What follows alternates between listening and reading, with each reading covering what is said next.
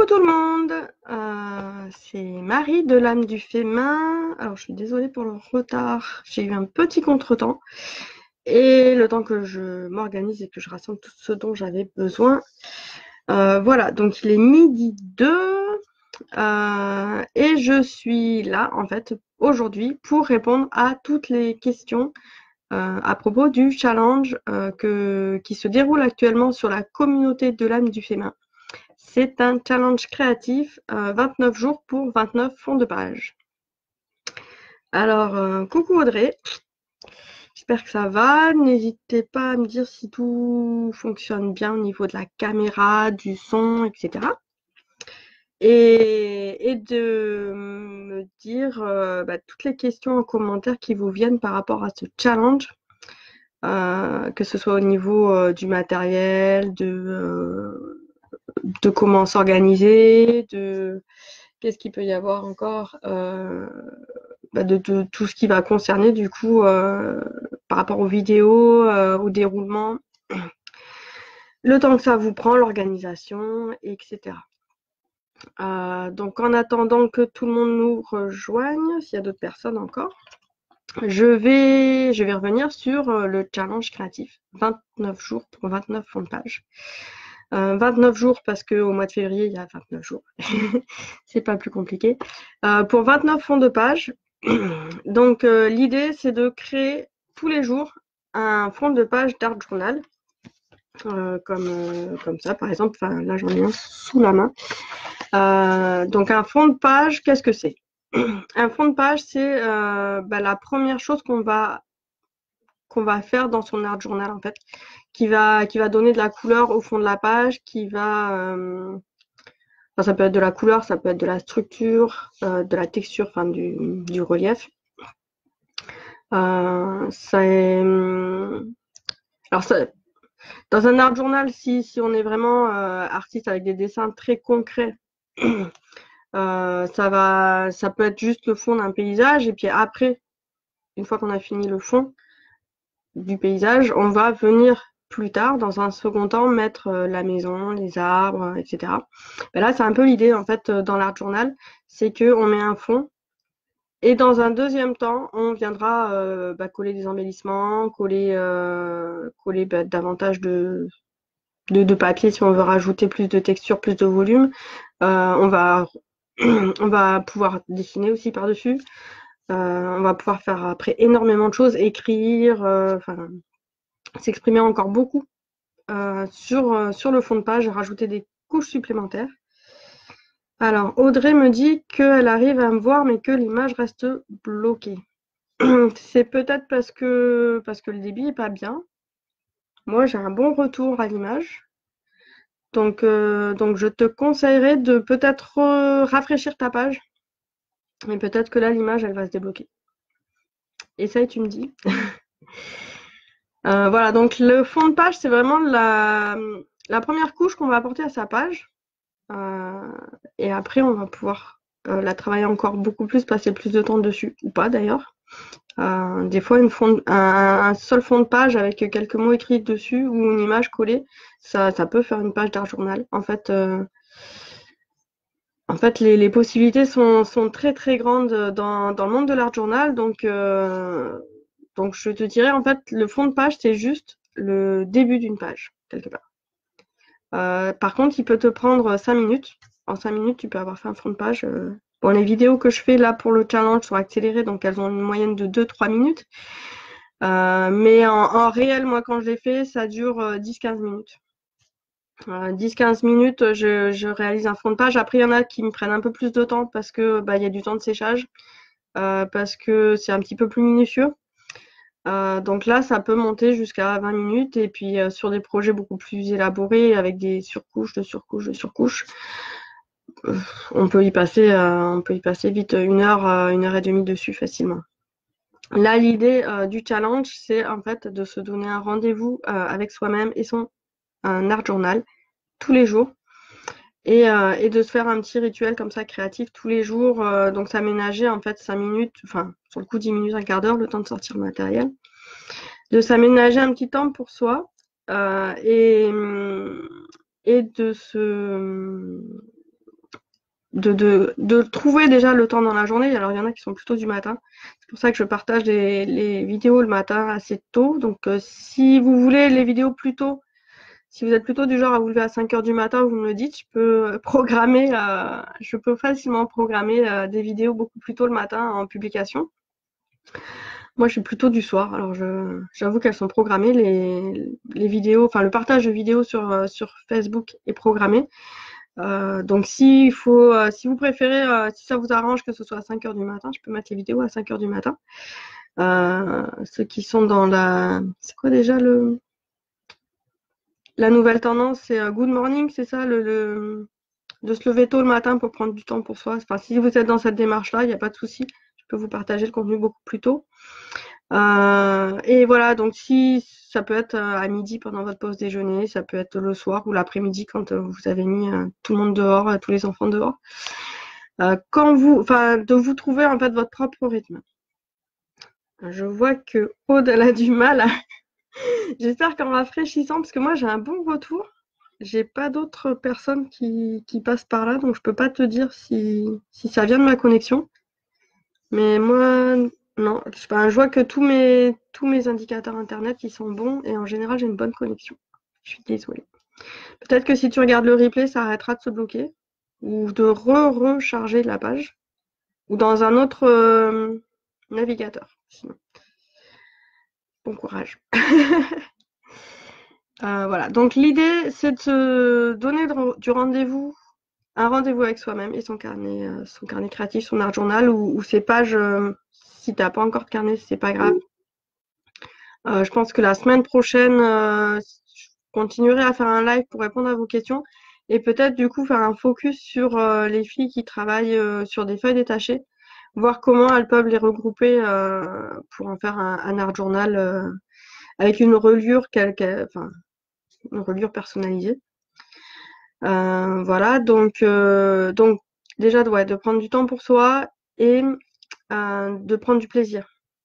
L'idée, c'est vraiment de prendre du plaisir à créer et de prendre du plaisir à prendre du temps pour soi. Et je comprends très bien que sur 29 jours, réussir à dégager un quart d'heure, ne serait-ce qu'un quart d'heure pour soi, c'est un vrai challenge.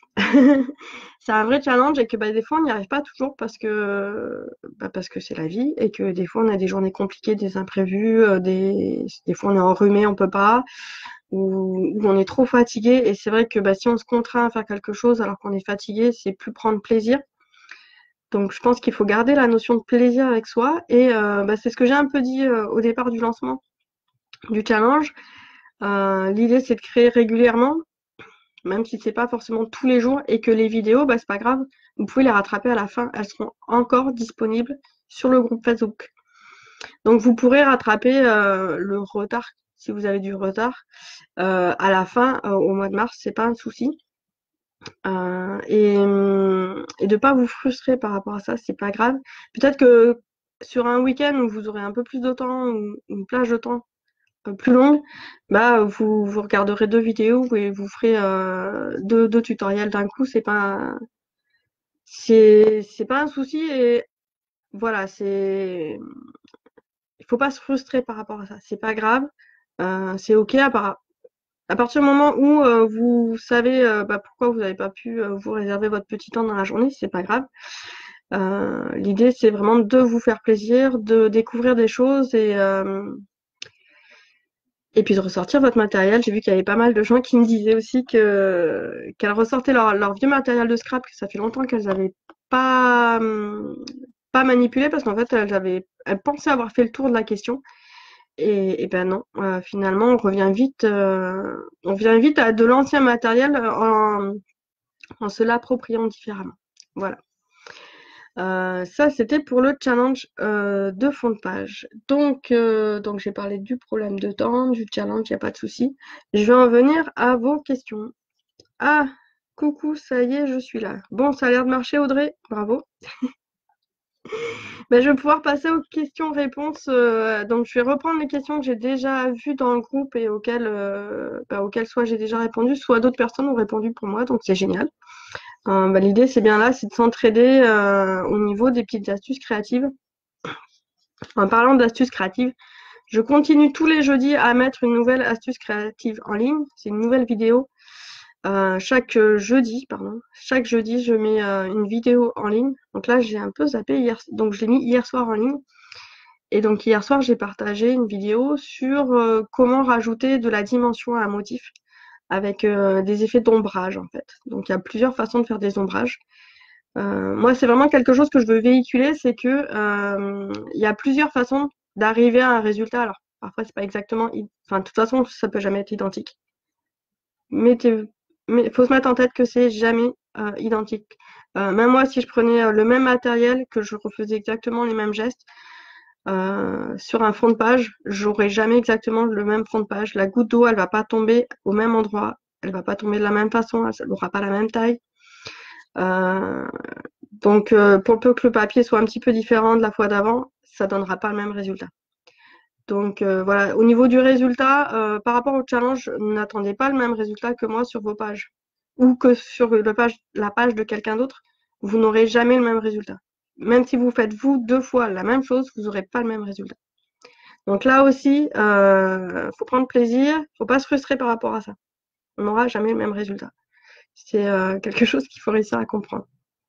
Et donc, vu qu'à partir du moment où on part du principe qu'on n'aura jamais le même résultat, c'est pas grave si on n'a pas le même matériel. Je vois qu'il y a pas mal de gens qui me disent ah bah j'ai pas ça, comment je vais faire, ou faut que je l'achète. Non, ça sert à rien. Enfin, à moins de vraiment avoir pas grand chose et que sur le coup on sente qu'on a vraiment envie de faire avec ce matériel-là et qu'on sait qu'on va l'utiliser régulièrement ou souvent. Et ben là oui, ça vaut le coup d'investir. Sinon, on peut trouver des petites astuces pour faire un peu pareil. Voilà. Donc là, c'est justement les questions-réponses auxquelles je vais répondre. Je me suis fait une petite liste là sur le côté, c'est pour ça que je n'arrête pas de regarder. Des questions que j'ai pu voir, de les reprendre, et je trouve que à l'oral, c'est plus facile de reprendre ces questions-là, et ça me permet de dérouler, d'être un peu plus explicite par rapport à ça. Donc la première chose que j'ai relevée, ça va être le tapis Téflon. Moi, j'utilise un tapis Téflon comme ça que j'avais acheté pour alors je sais plus quelle marque, si c'était peut-être Ranger les produits Team Hall de Ranger. Donc un tapis Téflon, en fait, c'est je sais même pas trop ce que c'est d'ailleurs le Téflon, mais en tout cas en aspect c'est plastifié et c'est résistant, ça peut pas se déchirer, c'est assez malléable. À savoir qu'en fait initialement le tapis Téflon c'est utilisé en cuisine. Le tapis Téflon, c'est utilisé pour mettre sur la plaque chauffante, sur son lèche-frite, je crois que ça s'appelle comme ça, pour éviter d'utiliser systématiquement du papier sulfurisé, qui est jetable. Donc le papier Téflon n'est pas jetable, il est réutilisable. Et ça évite du coup, quand on fait des cookies, des gâteaux ou des feuilletés, de faire en sorte que ça n'attache pas sur son lèche-frite et même parfois de faire caraméliser des choses sans crasser son four. Donc si tu n'en trouves, si tu as des difficultés à en trouver, moi j'en ai trouvé en fait assez facilement dans des rayons culinaires de bazar et sur le coup beaucoup moins cher que les tapis de scrap. Alors attention, il existe plusieurs qualités de tapis Téflon. Ça faut le savoir parce que moi j'en avais trouvé un tapis Téflon comme ça qui a un format A4. Je l'avais acheté, je crois, à l'époque, une quinzaine d'euros. Ça venait juste de sortir. Et ça fait quand même quelques années que je me le trimballe. Hein. En fait, je l'ai abîmé. Là, il y a des fois, vous voyez peut-être à la vidéo. Je l'ai abîmé parce que j'ai utilisé un instrument chaud, je ne sais plus comment il s'appelle. La fuse. La fuse, c'est pour plastifier, en fait. Pas pour plastifier, mais pour fermer des enveloppes plastiques. Faire des petites enveloppes plastiques. Et pensant que ça passait au four, je me suis dit ça résiste à la chaleur. Et au final, non, je l'ai abîmé. Mais bon, c'est pas grave. Ça résiste quand même pas mal. Donc c'est quand on investit, voilà, c'est du matériel qui dure quand même pas mal dans le temps. Celui que j'ai acheté en bazar, qui est le grand en fait qu'on voit sur les fonds de vidéo, il est sous mon ordi, alors non, j'arriverai pas à le montrer. il est beaucoup plus fin. Donc sur le coup, il a un format A3 que j'ai acheté, alors je sais plus quel bazar c'était. Je sais pas si c'était Maxi Bazar ou la Casa ou quelque chose comme ça. Et là, sur le coup, j'en avais pris plusieurs parce que ça me permettait d'en prêter aux copines, de faire un plus grand plan de travail quand je suis sur ma table de la cuisine. Par contre, il est beaucoup plus fin. Du coup, ce qui explique le prix en fait. Il est plus fin et il a tendance à se trouer selon ce que je fais. Il va avoir tendance à se trouer, alors pas forcément à se déchirer, mais il va se trouver. Donc c'est pas un mauvais investissement, mais après, voilà, il faut savoir qu'il y a des différences de qualité, comme dans tous les produits, pour les tapis téflon. Alors, on peut les remplacer. Quand on me voit, par exemple, faire les fonds de page où je mets carrément les encreurs dessus, que j'ai frotte et que je mets un petit pchit d'eau, ça, on peut le remplacer facilement par une pochette plastique ou deux, qu'on peut mettre côte à côte si on veut une grande surface, avec un scotch. Ou on peut le remplacer par n'importe quelle surface imperméable. Donc si on a une table avec un plateau en verre, c'est génial. Ça c'est maintenant d'ailleurs ce qui se fait. Les tapis téflon, c'est un peu passé de mode, même si c'est quand même pratique parce que on peut le transporter facilement et ça se casse pas aussi facilement qu'une plaque en verre. Mais voilà, en ce moment c'est la plaque en verre en dessous de table qui est à la mode. Ça a des avantages. Après, moi, j'avoue que le contact du verre, c'est à l'oreille quand il y a un truc qui frotte dessus, ça me pique les oreilles, quoi. Donc, j'hésite à acheter ce genre de matériel. J'ai vu qu'il y avait des très bons retours, mais j'ai un peu peur que cette texture me convienne pas. Après, c'est vraiment un ressenti personnel. Par contre, ça sur le coup, c'est très personnel, mais les gens en sont contents de la plaque de verre. Et sur le coup, c'est plus écologique qu'un tapis téflon. Alors, je vois Sarah qui me dit un papier aluminium. Bah oui, dans la mesure où c'est imperméable. Le papier aluminium, après, c'est bien de peut-être essayer de le caler sur un calendrier, par exemple. Comme ça, tu peux le réutiliser plusieurs fois. Ça serait dommage d'utiliser à chaque fois une feuille d'aluminium pour faire le même effet. Mais oui, ça peut très bien le faire. Il y en a qui vont avoir les pochettes plastiques. Même une nappe en... Ah, comment ça s'appelle? Je perds mes mots aujourd'hui, c'est horrible. Les nappes en plastique, en fait, qu'on peut acheter en rouleau. Ces nappes-là, quelque part, elles sont imperméables, elles vont être lisses si elles sont bien mises. Donc, on peut faire dessus. Après, par contre, il faut pas avoir peur de tacher sa nappe. Parce que certaines encres vont peut-être la colorer un peu et ça partira pas. Les encres à colorant vont peut-être un peu marquer, voilà. Donc, quand vous choisissez le support imperméable, sachez la plaque de verre sur le coup va pas se colorer parce que la plaque de verre va pas fixer la coloration. Quelque chose en plastique va fixer la coloration. Le papier d'aluminium, selon le type d'encre, par exemple sur une encre à base d'alcool, va fixer la couleur.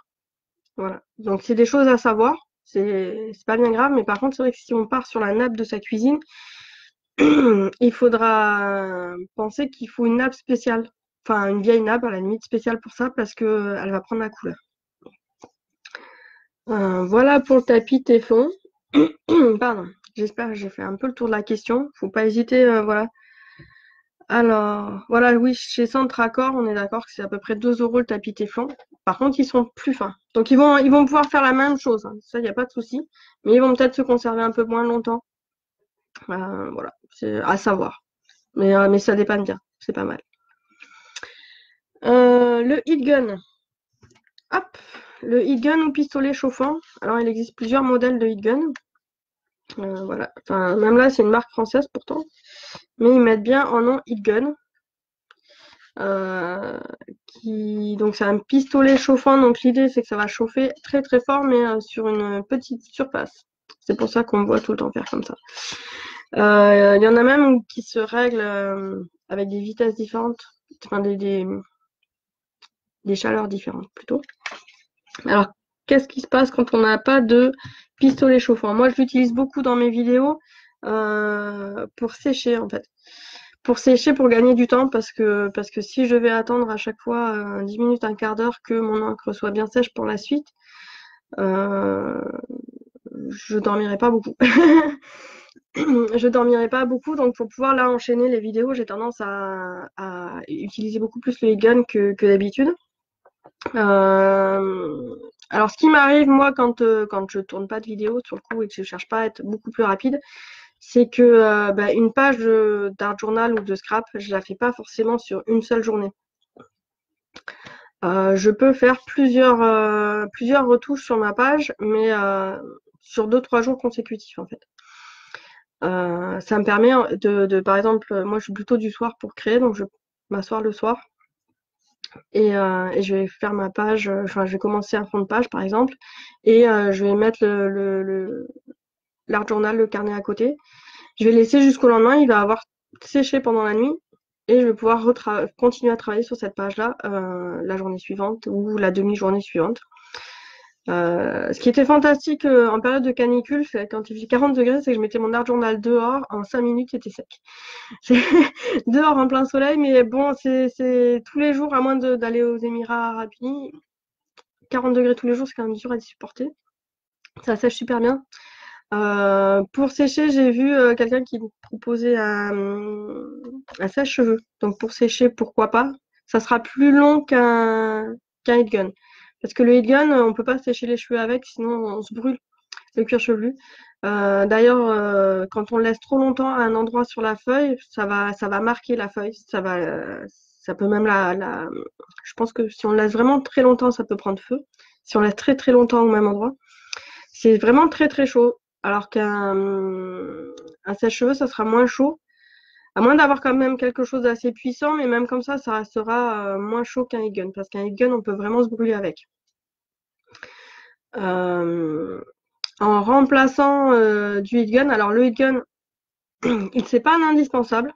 À savoir que le heatgun, c'est pas un indispensable, ça permet juste de gagner un peu du temps. Donc quand c'est pour faire sécher une page, soit on prend le temps de la faire sécher à côté de soi, ou de la mettre sur un radiateur parce que là on est en hiver, ou près d'un poêle. Je dirais pas qu'il faut passer les pages au four ni au micro-ondes. Non. C'est ensuite oui voilà, travailler plutôt la page en plusieurs fois si on n'a pas vraiment d'outils pour faire sécher plus rapidement. Ensuite, le heatgun, il devient vraiment intéressant quand on travaille avec de l'embrossage. Donc l'embrossage, c'est une petite poudre, alors je les ai là, on les voit un peu. C'est des poudres qu'on va venir coller sur le motif d'un tampon en général. Et le fait de venir chauffer cette poudre qui est fixée sur le motif, elle va se gonfler et elle va donner du relief en fait au motif. Et de la couleur si on apporte une poudre en couleur. Et là, par contre, il faut quelque chose qui chauffe vraiment très fort. Donc, le sèche-cheveux, il va sécher l'encre qu'on va avoir mise pour tenir la poudre. Et elle va faire partir les grains, mais c'est pas assez chaud pour que ça fixe direct, assez rapidement, en fait, la poudre et que ça la fasse fondre assez rapidement. Parce qu'elle va se fixer définitivement en fondant. Donc ça, c'est le heatgun qui va pouvoir faire ça. Donc dès qu'on investit dans du matériel pour embrosser, là, il faudra un pistolet chauffant. Pardon. Donc l'alternative dans ces cas-là au pistolet chauffant, il y a le décapeur thermique. Le décapeur thermique, c'est l'équivalent du pistolet chauffant, mais dans le monde du bricolage. Donc ça, on va le trouver chez Brico Dépôt, chez Casto, chez Leroy Merlin. En général, c'est des matériels beaucoup plus gros. Donc là, ça fait quoi? Ça fait 25 cm à peu près. Le décapeur thermique va être plus gros, des fois il va avoir un manche. Il peut avoir plusieurs puissances de chauffe aussi, le décapeur thermique. Par contre, il chauffe beaucoup plus. Donc il va sécher plus vite, c'est top, mais il va chauffer plus vite aussi, donc il va falloir faire attention à ne pas brûler sa page. Parce que là, sur le coup, il y a des peintures, il y a des solvants, il y a des choses comme ça qui vont peut-être qui vont mal réagir à trop de chaleur.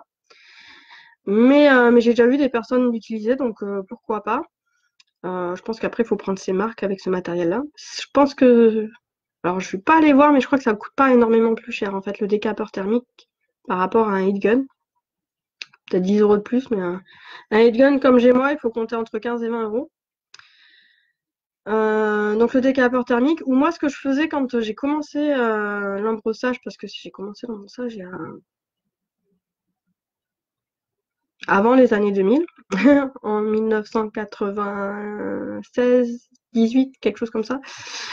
Donc il y a assez longtemps. Et en fait, c'est mon frère qui m'avait offert mon premier vrai tampon d'ailleurs, mon encreur et la poudre à embrosser. Et à l'époque, on parlait pas encore de heat gun ou de pistolet chauffant. On parlait de bougie. Donc je m'amusais avec ma bougie. Alors le truc c'est que c'était pas dans un art journal, c'était sur des cartes, sur des marque-pages, des choses comme ça. Et j'avais ma petite bougie, sur ma table et je passais ma feuille dessus. Alors assez haut, pareil, là faut trouver sa marque pour que ça soit assez haut pour que ça reste chaud pour faire fondre la poudre, mais que ça marque pas, que ça passe pas l'auréole de la bougie sous le papier. J'avais comme ça un petit coup de main à prendre pour pas brûler sa feuille. Quand j'y repense, c'était beau les années 80-90 parce qu'on pensait pas au danger qu'il pouvait y avoir. J'ai jamais mis feu ni à une réalisation ni à ma maison. Hein. C'est à ce niveau-là, il n'y a pas eu de souci. Par contre, c'est vrai que des fois j'avais la trace un peu brune derrière le papier, qui fait qu'en général, du coup, quand j'embrossais d'un côté de la page et je collais une autre page derrière. Comme ça se voyait pas. J'avoue qu'avec un carnet, un art journal comme ça, je me vois mal en fait essayer de dégager une page pour essayer de la passer au-dessus d'une bougie sans mettre le feu à la page en dessous. Voilà, je dis que c'est possible, je dis pas que c'est possible dans un art journal et c'est pas quelque chose que je conseillerais de faire parce que c'est quand même assez délicat, assez sensible. Donc, mais par contre, pour juste sur une seule feuille, ça peut se faire au-dessus d'une bougie si vraiment vous voulez tenter l'expérience. Après, maintenant, ils font des kits où on trouve le heat gun avec quelques poudres à embrosser. C'est quand, enfin, voilà, la bougie, on va pas l'utiliser pour faire sécher une page. Par contre, le heat gun, on peut l'utiliser et pour l'embrossage et pour faire sécher une page. C'est pas un mauvais investissement non plus. Voilà pour revenir sur le heat gun. Je vois qu'il n'y a pas trop d'autres questions, donc je continue avec ah oui, les encres en spray. Donc là, j'avais montré les encres en spray comme ça. Et qu'est-ce qu'on fait quand on n'a pas d'encre en spray? Déjà, on essaie de récupérer des petits sprays. Dans le quotidien, ça peut être des sprays de lac, pourquoi pas produits ménagers, mais en général, c'est un peu plus gros. Moi, j'en avais acheté, alors, je me répète un peu, mais j'en avais acheté en Chine, hop, des comme ça, voilà. Alors, je suis pas très produit chinois au départ, d'importation, machin, bidule.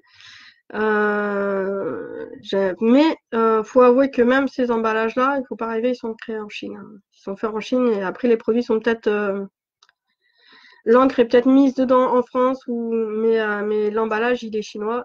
Ça vient pas d'Europe. Et donc là voilà, c'est des petits sprays comme ça, ils sont vendus par 8 ou 10. Ils sont vides. Et ça coûte même pas 2 € en import. Donc là, sur le coup, foncez ou recyclez. Après, ceux-là, moi, je les recycle aussi, il n'y a pas de souci. Ils fonctionnent exactement pareil. Et ça me permet là d'avoir un petit spray d'eau, je vais avoir des petits sprays à alcool, je vais faire mes propres mélanges. Et donc, en parlant de mélange, qu'est-ce qu'on peut mettre dedans? Soit on prend... Alors, on va pas pouvoir prendre des encres en pâte comme ça pour les mélanger dans un spray. Par contre, on peut prendre des poudres de colorisation. Donc là, j'en ai derrière moi.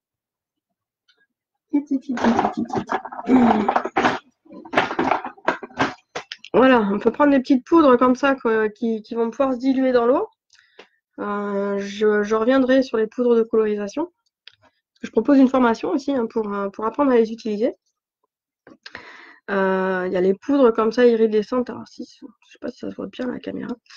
Qui sont voilà, hop, voilà, c'est les poudres de mica de Fein & Hébert chez Prima. Voilà, comme ça se voit mieux. Hop, Je me montre du mauvais côté. Voilà.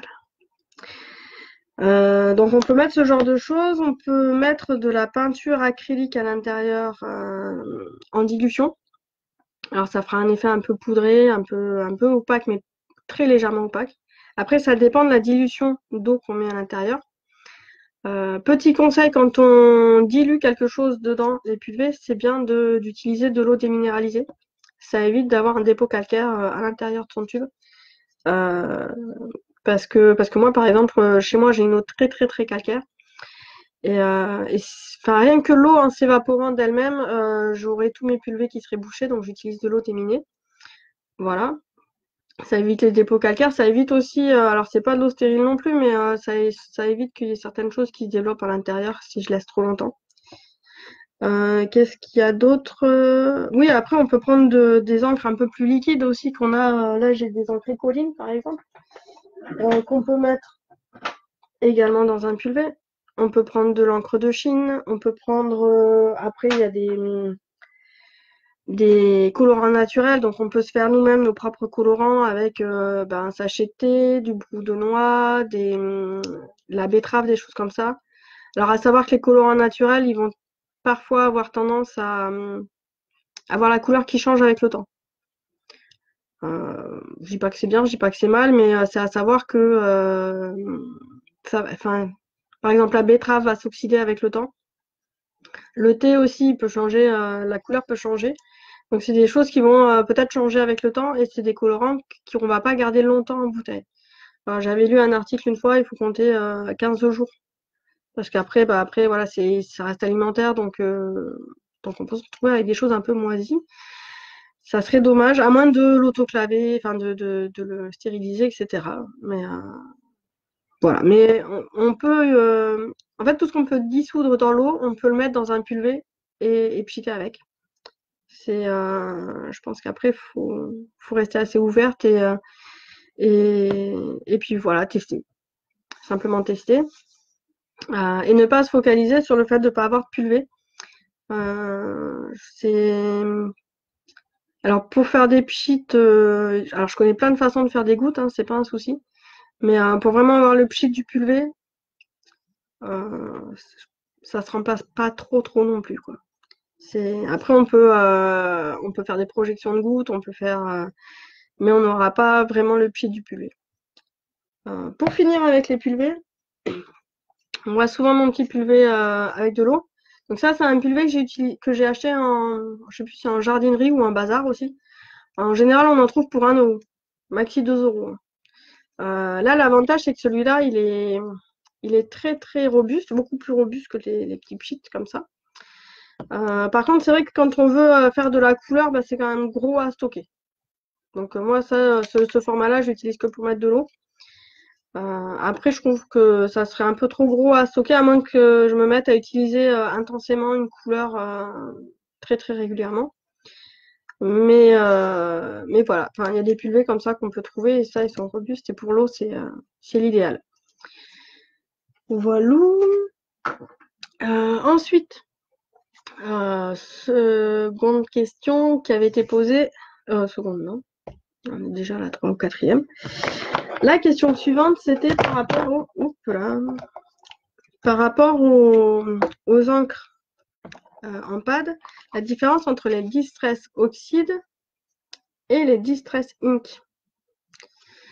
Du coup, j'ai regardé une petite vidéo pour faire un peu le tour de la question. J'avoue, je ne sais pas tout à ce sujet. Avant de revenir dedans, si vous avez encore des questions, les personnes qui regardent la vidéo, n'hésitez pas. Et puis au pire, après, je réserverai les autres questions qui viennent pour la semaine prochaine. Ça fera des choses à raconter.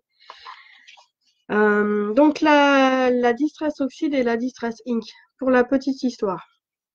Ce sont toutes les deux des encres proposées par la société Ranger. Et c'est Tim Hall. Tim Hall, c'est un monsieur qui développe des produits un peu comme Finaber qui développe les produits avec Prima. Lui développe les produits avec Ranger. Je me demande si même Ranger est pas trop. Je sais pas si c'est rattaché à Prima ou pas. Non, je crois pas. C'est Ranger. Et donc, il élabore les produits avec l'entreprise et il a des fois sa propre gamme de produits lui aussi. Et donc, initialement, donc là, j'ai un petit pad, mais ça existe aussi en grand pad, comme ça. Initialement, ils avaient développé les Distress Ink. Donc, les Distress Ink, ce sont des encres à colorant à base d'eau. Alors, qu'est-ce que ça veut dire tout ça? Qu'est-ce que ça inclut? Donc, des fois, en fait, non, ça va peut-être pas se voir sur les petits pads. Donc, je vais te montrer vite fait là. En général, au dos, donc là, j'enlève la mousse. Au dos du pad, tu vas voir que tu as les compositions qui sont écrites. Donc, en général, on le trouve un peu pour toutes les encres. Toutes les marques d'encre vont expliquer la composition de l'encre, ou du moins, ça va donner des indications sur la composition de l'encre. Alors pourquoi c'est intéressant quand on a envie de patouiller comme ça, de connaître la composition de l'encre, ça permet de savoir donner une indication en tout cas, de savoir comment on va pouvoir travailler cette encre-là, comment on va pouvoir la nettoyer, travailler, comment elle va réagir avec l'eau ou les différents matériaux qu'on va utiliser. Donc quand je parle de Distress Ink et je dis que c'est une encre à base de colorant et à base d'eau, c'est parce que derrière, ils me disent, alors là, je ne l'ai pas marqué. Là, ils me disent quoi exactement en anglais, parce qu'en général, c'est en anglais. Et donc là, ils vont me dire Water Reactive Dye. Alors, dye, D-Y-E. D-Y-E, ça veut dire que c'est à base de colorant. Et non à base de pigment. En fait, en général, il y a deux choses qui vont apporter de la couleur à une encre ou même à de la peinture. C'est le colorant et le pigment. Le colorant, c'est quelque chose qui se dilue dans l'eau. Le pigment ne se dilue pas dans l'eau. Voilà. Donc ça, c'est une première indication qui va nous dire comment je vais pouvoir travailler cette encre. Donc la Distress Ink, c'est un colorant qui se dilue, qui est dans l'eau, à base d'eau. Et donc, ça veut dire que c'est aquarellable, que je vais même pouvoir coloriser avec. Que je vais nettoyer mes tampons avec de l'eau, pardon, je vais y arriver. Que quand j'ai fini, je vais nettoyer mon matériel avec de l'eau simplement, ou un peu de savon si vraiment le colorant a accroché. Que je peux la diluer sur mon plan de travail quand je vais mettre sur mon plan de travail, je peux la diluer dans l'eau. Et ça va m'expliquer aussi que si je la mets sur un papier, et même quand elle est sèche, il se peut que quand je remets de l'eau dessus, ça bave parce qu'elle se dilue dans l'eau. Voilà. Voilà les indications que je vais réussir à trouver derrière. À savoir aussi que le colorant, vu que ça se dilue dans l'eau, c'est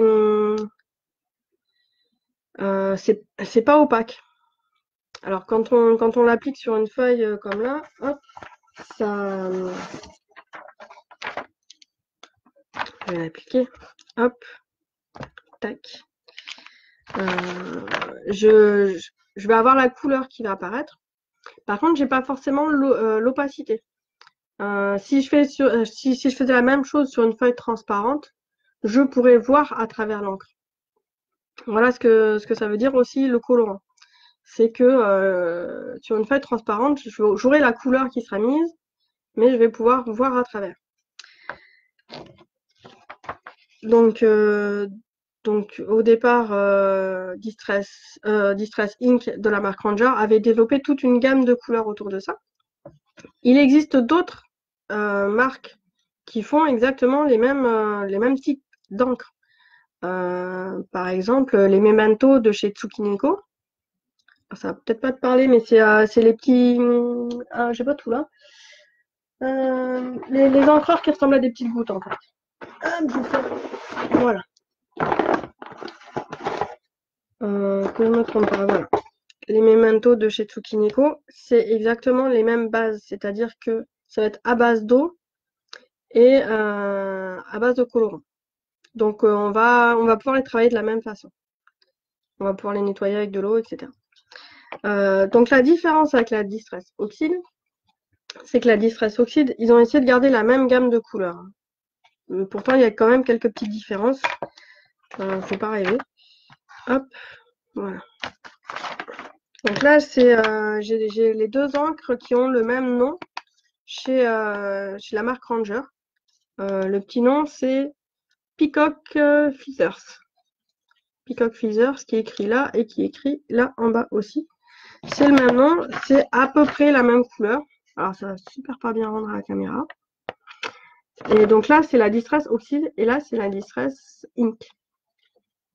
La Distress Oxide, alors sur une feuille blanche, c'est pas là où on va voir la grande différence, n'est-ce pas? À part une petite nuance de couleur. Par contre, elle est présentée comme étant à base de colorant et à base de pigment. Pardon, à base de pigment. J'ai le nez un petit peu bouché. J'enchaîne avec les allergies de cyprès. C'est génial. Voilà, donc là, il y a et du colorant et du pigment. À savoir qu'il existe aussi d'autres types d'encre, alors sur le coup, pas chez Distress, qui ne sont que à base de pigment. Je pense que j'y reviendrai une prochaine fois parce que ça va faire beaucoup. Et donc voilà, la différence, c'est que là, entre ces deux-là, c'est que là, ils ont gardé en fait la base et ils ont rajouté des pigments en plus. C'est pour ça qu'ils disent que ça s'oxyde avec l'eau. C'est que quand on va rajouter de l'eau sur la Distress Oxide, les pigments, ils vont bouger, ils vont migrer. Alors que le colorant, il va rester fixé à la feuille. En tout cas, une partie. Et du coup, là où on va avoir une première réaction avec les Distress Ink, là, on aura deux réactions qui vont se superposer, celle du colorant et celle du pigment sur la feuille. Du coup, on va avoir des nuances un peu différentes dans la couleur, dans la façon dont les gouttes, quand on met un pchic par exemple, dont les gouttes vont se rassembler et la couleur va se réagencer en fait. Deuxième élément, c'est à base de pigment, donc je l'ai mis où? J'en ai de partout en fait. Donc, si je prends une feuille noire, alors je vais prendre là, hop, si je prends une feuille noire, que je prends mon encreur, je vais le poser parce que ça sera plus simple, que je prends ma Distress Ink normale, hop, que je fais des petits carrés. Si là tu vois parce que c'est pas sec en fait, voilà, ça brille parce que c'est pas sec, mais fondamentalement tu vois pas de couleur bleue. Enfin, c'est juste brillant parce que c'est pas sec. Voilà. Si je prends ma Distress Oxide, que je fais la même chose, hop.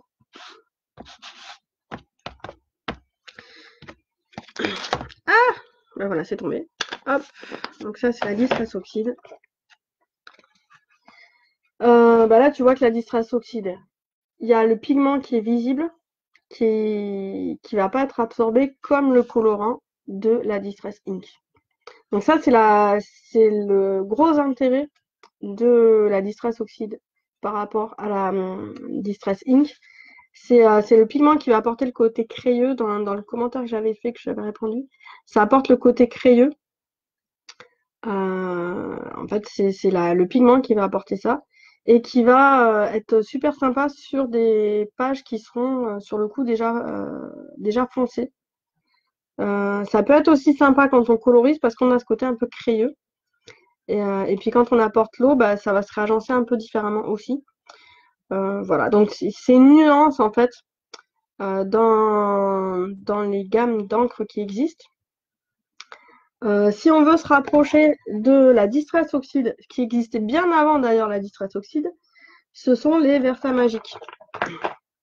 Donc les Versamagic, c'est la marque Tsukineko.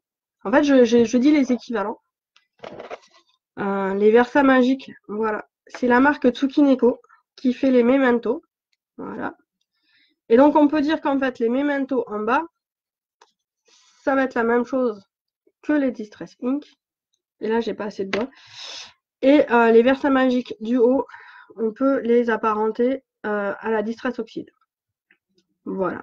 Donc ça, c'est la marque Tsukineko, c'est une marque japonaise, mais qui sont bien distribuées en France, qu'on peut trouver chez Cultura, qu'on peut trouver à pas mal d'endroits, en fait. Les Distress aussi, on les trouve, mais alors pas forcément toute la gamme non plus. Voilà, donc c'est des choses qu'on peut rapprocher dans la façon de travailler. Et l'avantage là des Versa Magique et des Memento, c'est que ce sont des.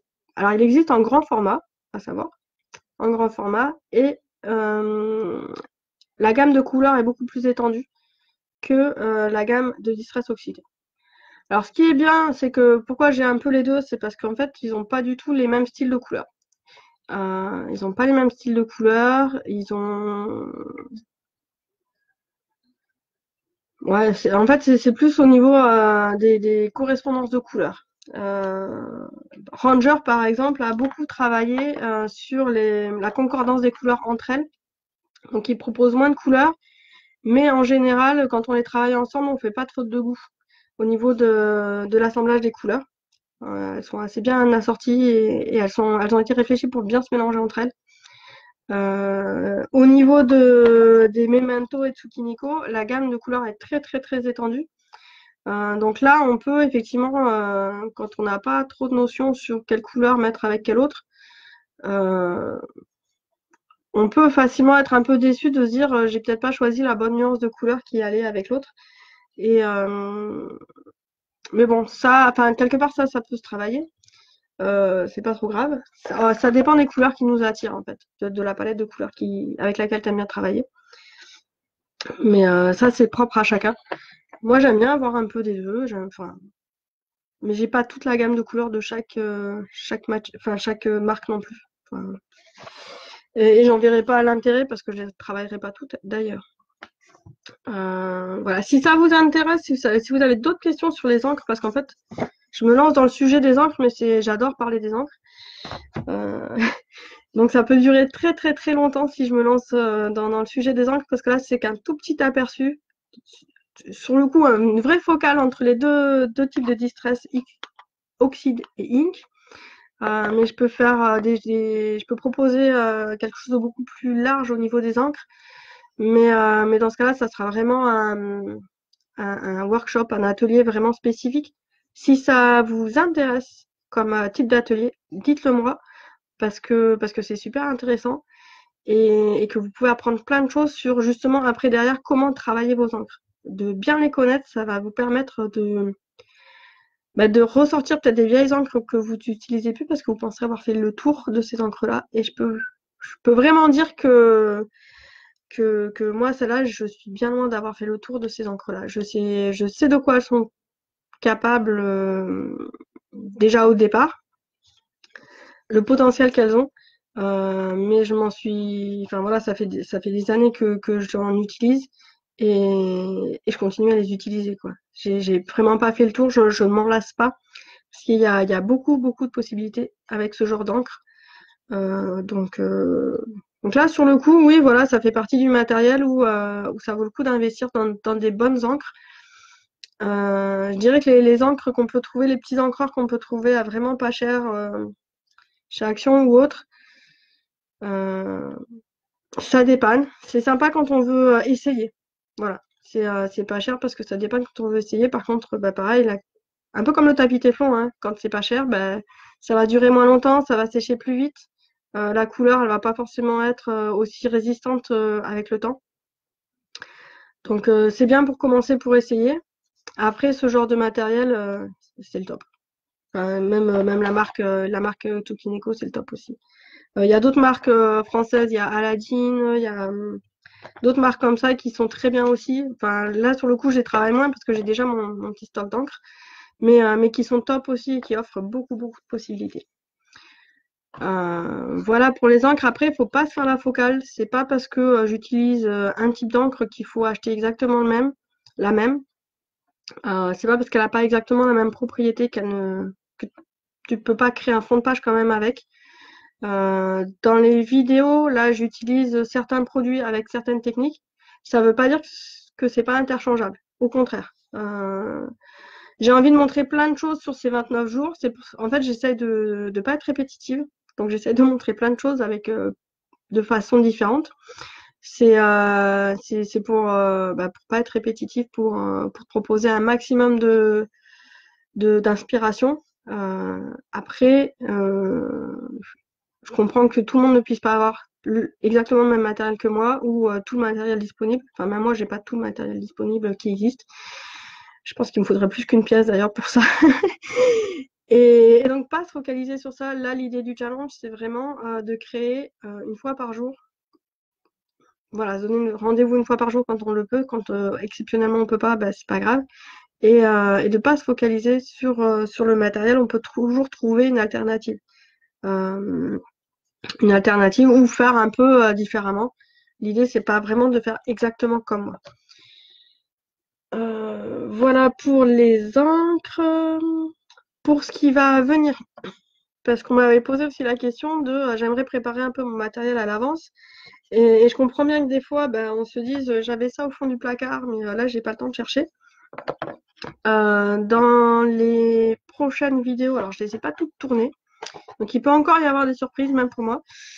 Je vais utiliser de la pâte de texture ou de la modeling paste. Ben, j'en parle vite fait comme ça au moins. Donc, le terme anglais, c'est modeling paste. En français, on peut le dire, alors c'est pas de la pâte à modeler, non. Ça va être de la pâte de texture, de la pâte de structure. On peut avoir aussi qui est apparentée, parce que là, c'est une pâte qui est opaque, en général blanche, qui sert en fait à être utilisée avec des pochoirs pour donner du relief, donc qui se modèle. Ça va donner un relief, une épaisseur. Donc celle-là, elle est opaque et elle est blanche.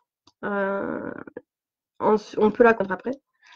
Et après, ça s'apparente à toute la famille, ce qu'on appelle maintenant des médiums, des médiums 3D ou des gels. Donc après, il y a des modeling paste, donc des pâtes de texture ou de structure qui sont transparents. Donc dans ce cas-là, on les appelle plutôt des gels transparents. Alors il y en a des gloss qui vont être brillants, il y en a des mats qui vont pouvoir travailler pareil à faire des reliefs. Alors il y a des fois, il y a même le soft matte gel qu'on va utiliser aussi en colle pour coller des gros éléments, pour apporter de la texture, du volume sur une page. Donc on va pouvoir le travailler aussi en collant des papiers, en superposant. Enfin, il y a énormément de possibilités aussi avec ce matériel-là. Dans un premier temps, si tu n'en as pas, sur le coup, je dirais, si dans un premier temps, si tu n'en as pas, vu que là, je vais les travailler surtout avec des pochoirs au départ, tu peux continuer à utiliser de la peinture acrylique. Voilà, la peinture acrylique ou le gesso. Alors, ça fera une couche un peu moins épaisse. Mais ça peut remplacer parce que l'idée, c'est d'apporter quand même une certaine épaisseur. Pareil, avec du gesso, un peu, enfin, de la peinture qui soit assez, pas très fluide en fait, assez riche. Là, tu pourras, enfin, riche. J'ai perdu le mot. Compact, voilà, qui est une certaine, qui garde une certaine structure assez compacte. Là, tu pourras la travailler comme de la modeling, un peu comme de la modeling paste, avec des pochoirs. Voilà, mais après, voilà, si tu veux tenter l'expérience, ça peut être sympa aussi si tu vas faire des courses, d'en avoir. Il y aura aussi un petit peu, mais pas trop, des poudres de colorisation. Des comme ça, des comme ça.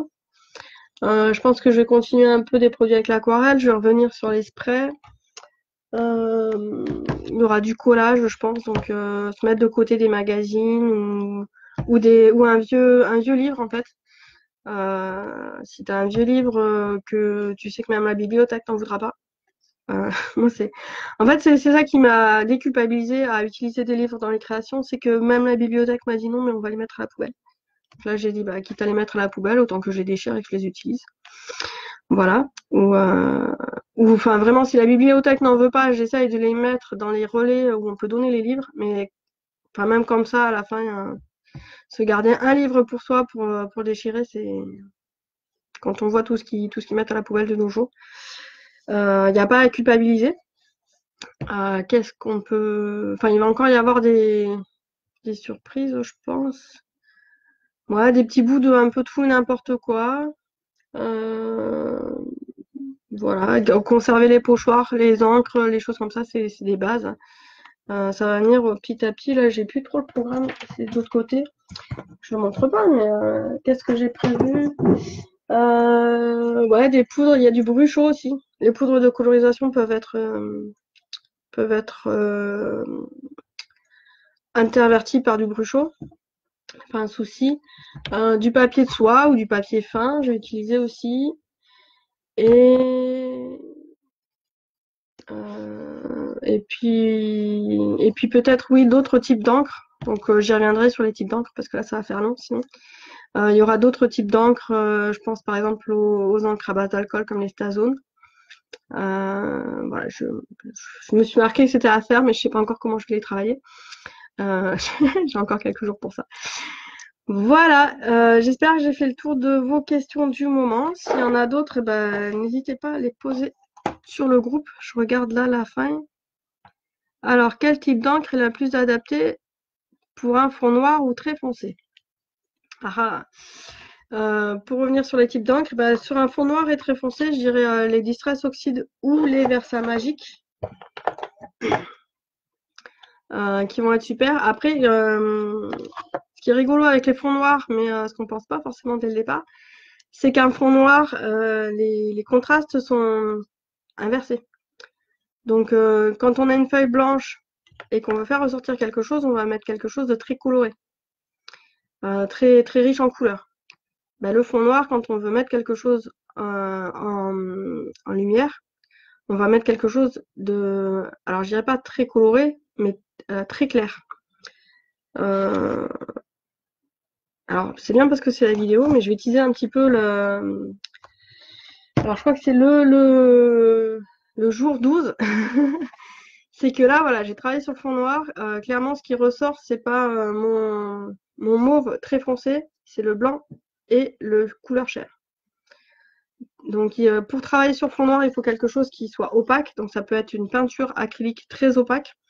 Il faut se méfier qu'il y a des peintures acryliques qui sont pas opaques. Alors pour savoir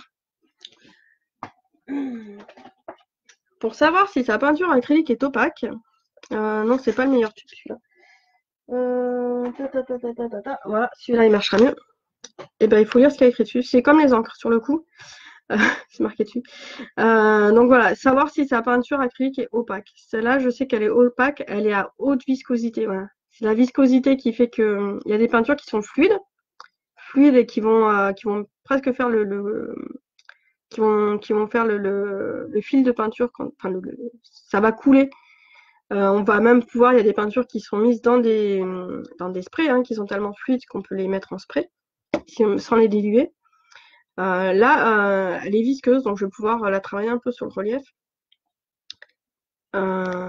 Et donc là, cette peinture-là, vu qu'elle est opaque, elle est vert clair en plus, elle va bien ressortir sur du noir. Hop, démonstration. Voilà. Voilà.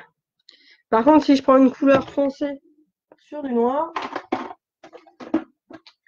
mon bleu foncé, encore que là c'est lumineux, mais mon bleu foncé va être moins flashy. Voilà. Hop, ça marche pas bien. Voilà. Mon bleu foncé va moins bien sortir que mon vert clair. Donc quand on travaille sur un fond foncé, c'est bien de travailler avec des couleurs plutôt claires. Enfin après ça dépend ce qu'on veut faire. Mais les couleurs claires vont mieux ressortir. Voilà, c'est ça. C'est plus. Les couleurs claires vont mieux ressortir et prendre des choses foncées. Donc à base de colorant. Non, pardon. À base de pigment. C'est le pigment qui va rester à la surface en fait de la feuille. Donc les Distress Oxide, les Versamagic, la peinture acrylique ou des craies aquarellables avec beaucoup de très riches en pigments en fait. Voilà. Voilà pour travailler le fond noir. Parce que si on utilise même des encres en spray qui sont pas opaques, les encres elles vont un peu comme là la Distress que j'ai faite, la Distress Ink, elles vont se faire manger en fait par le papier, par le fond. Là on revoit aussi, c'est toujours un peu brillant. Mais voilà, pourtant mon bleu, il était quand même clair, hein. Mais là, on garde le brillant d'avoir mis un produit, en fait. Mais en fait, ça reste noir, hein. On voit pas que là, la Distress Ink, on la voit pas, en fait. On voit pas le bleu, la couleur bleue. Voilà pour travailler le fond noir. Voilà. Je pense que j'ai fait le tour de toutes les questions. Je vous remercie à tous et à toutes d'avoir fait un petit tour là sur la vidéo en direct. Et puis à tout le monde qui va regarder par la suite cette vidéo. Si vous avez d'autres questions, mettez-la à la suite. Je pense que je referai comme ça un petit question-réponse la semaine prochaine sur du matériel particulier. Oui, donc j'ai dit la semaine prochaine. On va essayer de voir un petit peu comment relier ces feuilles là qu'on fait de fond de page pour les mettre pour faire un petit carnet créatif sympathique. J'ai eu la question aussi, voilà, la toute dernière question que je voulais garder pour la fin, c'est mais qu'est-ce qu'on va faire de tous ces fonds de page? Qu'est-ce qu'on va faire de tous ces fonds de page? Bah là justement le fond de page ça amorce une création et du coup bah, tu peux faire plein de choses par derrière. Tu peux continuer à superposer les techniques de fond de page les unes sur les autres pour l'enrichir davantage parce que là je fais des fonds de page qui sont assez simples, enfin assez basiques on va dire. Comme je disais, je passe un quart d'heure, 20 minutes dessus. On peut pas facilement passer 2 heures sur un fond de page. Donc on peut comme ça complexifier petit à petit son fond de page et après rajouter des éléments comme des photos, des découpages, des embellissements, des écritures. Ah tiens, ça me fait penser à quelque chose. Et en fait, continuer à apporter autant d'éléments qu'on veut et de nature différente que l'on veut sur sa page jusqu'à ce que finalement on soit satisfait du résultat. On peut être satisfait en un quart d'heure, on peut être satisfait au bout de 4 heures. Moi, ça m'est arrivé sur une page parce que j'avais beaucoup de petits éléments les uns dans les autres imbriqués sur une page qui faisait A4 et là sur le coup je me suis dit j'aurais dû partir sur le plus petit. Où j'ai passé tout cumulé parce que j'ai survenu plusieurs jours d'affilée. Je pense que j'avais bien passé 4-5 heures. Et encore, je pense qu'il y a des personnes qui passent encore beaucoup, beaucoup plus de temps sur certaines pages en y revenant en plusieurs fois. Voilà. Et donc en fin de mois, je vous reproposerai après derrière, pour celles qui veulent continuer à aller plus loin, etc., les missives créatives que je propose déjà en fait, mais là je vais les relooker un petit peu. Je vais les relooker, j'ai des nouvelles fonctionnalités, donc les missives créatives, vous pouvez déjà les trouver sur mon site de l'âme du féminin, qui est l'onglet en fait, atelier en ligne. Et les missives créatives sont en fait une petite newsletter que j'envoie qui va débloquer chaque semaine dans un espace une nouvelle vidéo avec des nouvelles inspirations. Donc la création complète d'une page. Donc là, on voit vraiment le processus complet de la page sur des vidéos beaucoup plus longues avec des thématiques qui sont proposées à chaque fois. Donc là, sur le coup, en plus du matériel qui est proposé, donc ça reste quand même proposé, c'est pas obligatoire. Avec du matériel qui est proposé, une thématique qui est proposée également pour inspirer, pour donner une impulsion en fait à la création et ensuite développer le processus créatif sur la page et aller jusqu'au bout de la création de la page. Et avec des inspirations diverses et variées chaque semaine dans la boîte mail. Donc là, jusqu'à maintenant, je l'ai proposé également depuis le mois d'octobre, je crois que je propose les missives créatives. Donc là, je vais les relooker un petit peu et on en reparle comme ça à la fin du mois. Mais en tout cas, elles sont quand même accessibles. Donc si ça vous intéresse, n'hésitez pas à aller voir sur l'âme du féminin et à m'en parler si vous avez des questions à ce sujet-là. Voilà. Je crois que j'ai fait le tour de tout le monde, de tout ce que j'avais à raconter aujourd'hui, ce qui est déjà pas mal parce que ça fait 1 heure de vidéo. Je vous fais des gros bisous à tout le monde. Merci d'être resté jusqu'à la fin ou d'être passé, revenu. C'était génial. On se revoit, on continue à se revoir là tous les jours sur le groupe La communauté de l'âme du féminin. Si tu n'es pas encore inscrit, parce que là, je fais aussi sur la page de l'âme du féminin Et si le challenge t'intéresse, tu peux te joindre en plein milieu du challenge, c'est pas grave. Il sera accessible sur la communauté, il restera accessible. Et d'ailleurs, il faudra que j'essaie de trouver un moyen pour archiver un peu mieux les choses pour que ça soit facile à trouver. Voilà. À très très très bientôt, à très vite. Bon week-end à tout le monde et des gros bisous. Et peut-être, bah, si vous passez au salon Garant Scrap, n'hésitez pas à me mettre un petit commentaire. On peut peut-être essayer de se retrouver. Voilà, ciao ciao, à bientôt.